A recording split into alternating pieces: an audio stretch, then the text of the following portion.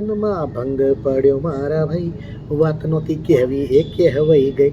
ભજનમાં ભંગ પડ્યો મારા ભાઈ, વાત નહોતી કહેવી એ કહેવાઈ ગઈ. કેડો મારો છોડ છોગાળાનંદજીના લાલ, કેડો મારો છોડ છોગાળાનંદજીના લાલ, કેડો મારો છોડ છોડ છોગાળાનંદજીના લાલ, કેડો મારો છોડ છોગાળાનંદજીના લાલ. નહીં જાઉં હવે હું એ જમુના ઘાટ, નહીં જાઉં હવે હું એ જમુના ઘાટ. મારી ગાગર ફોડે મને રોકે છે જમુનાની બાર.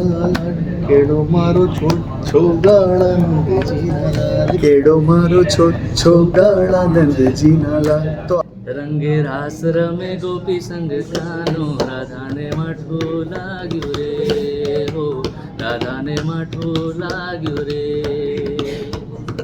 હે વૃંદાવનની મસ્ત ઘટામાં રોજ રાસ રમાય હો, વૃંદાવનની મસ્ત ઘટામાં રોજ રાસ રમાય હો. જઈને પૂછો જરા રાધાજીને કો, હે જઈને પૂછો જરા રાધાજીને કોઈ માઠું સિદ્ધને લાગ્યું, રાધાને માઠું લાગ્યું રે હો, રાધાને માઠું લાગ્યું રે. કલર્સ ગુજરાતી જે ગુજરાતીમાં સૌથી મોટી ચેનલ કહેવાય એન્ટરટેનમેન્ટની, અને જેઓ વર્ષોથી ગરબા કવર કરતા હોય છે, પણ એમણે ગયા વર્ષથી અમદાવાદમાં રંગરાત્રિ કરીને એક અદ્ભુત ગરબાનું, એટલે અમદાવાદનું સૌથી મોટામાં મોટા ગરબા જે છે એની શરૂઆત કરી, જેમાં ગયા વર્ષે પણ મેં પરફોર્મ કર્યું હતું કલર્સ ગુજરાતી રંગરાત્રિમાં, અને આ વર્ષે એની બીજી સિઝન થઈ રહી છે. સૌથી મજાની વાત એ છે કે વર્ષોથી એ લોકો બરોડા, મુંબઈ, અમદાવાદમાં એ લોકો બીજું વર્ષ કરી રહ્યા છે, પરંતુ મુંબઈ અને વડોદરામાં એ લોકો ઘણા વર્ષોથી કરી રહ્યા છે, કવર કરે છે. જેનો સૌથી વધારે આનંદ માત્ર ત્યાં જે રમતા 10,000 લોકો નહીં, પરંતુ 10 લાખથી લઈ અને 1 કરોડ 1.5 કરોડ સુધી લોકોમાં એ ગરબા પહોંચતા હોય છે. સૌથી મોટો પાવર જે કહેવાય કે રંગરાત્રિનો એ છે કે લોકો ઘરે બેઠા પણ આ નવરાત્રિને માણે છે. એટલે અમારા માટે એવું છે કે માતાજીના ગરબા ન માત્ર ગ્રાઉન્ડ પૂરતા સીમિત થાય, પરંતુ રંગરાત્રિના કારણે તમે લોકોના ઘરે સુધી પહોંચો છો. એટલે આ સૌથી સુંદર જે છે કલર્સ ગુજરાતી રંગરાત્રિનું સૌથી મોટું પાસું છે, અને એમાં પરફોર્મ કરવાનો આનંદ ખૂબ જ થતો હોય છે, કારણ કે એની વ્યવસ્થા, એની લાઇટ, સાઉન્ડ, એનું આખું જે મેનેજમેન્ટ હોય છે બહુ જ પ્રોફેશનલ હોય છે, અને બહુ સરસ રીતે ખેલૈયાઓ રમી શકે છે, કલાકારો કામ કરી શકે છે, અને કહેવાય કે નિર્વિઘ્ન નવરાત્રિનો આ પહેલો દિવસ આવતીકાલે મારો ત્યાં છે કલર્સ ગુજરાતીમાં.